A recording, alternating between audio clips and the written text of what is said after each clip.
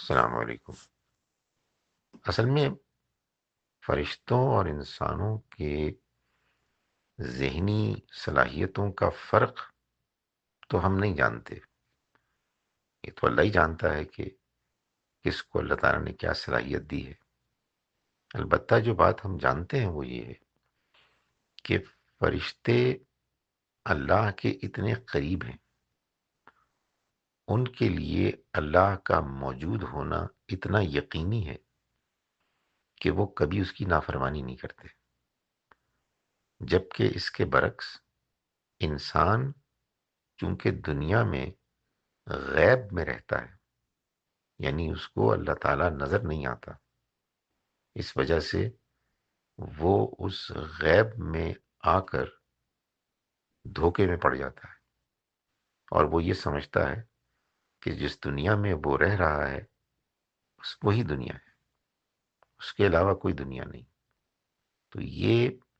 غیب میں رہ کر جس امتحان میں اللہ نے انسان کو ڈالا ہے، اس کی وجہ سے اسے یہ غلط فہمی ہو جاتی ہے کہ اب کوئی دیکھنے والا نہیں ہے، یہی زندگی ہے، کوئی اور زندگی نہیں، اور اس وجہ سے پھر وہ برائی نافرمانی کی طرف مائل ہوتا ہے۔ اللہ تعالیٰ یہ چاہتا ہے کہ انسان اس دنیا میں رہتے ہوئے یہ بات کبھی نہ بھولے کہ اس کا ایک خالق مالک ہے، جو اگرچہ کہ نظر نہیں آ رہا لیکن وہ یقیناً موجود ہے، اور یہ کہ یہ زندگی جس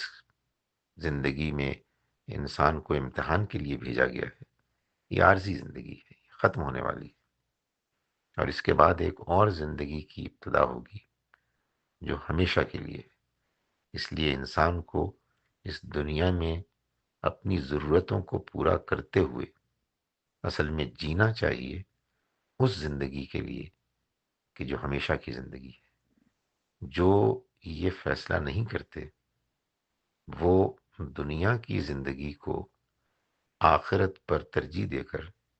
ایک بہت بڑے گھاٹے کا سودا کرتے ہیں۔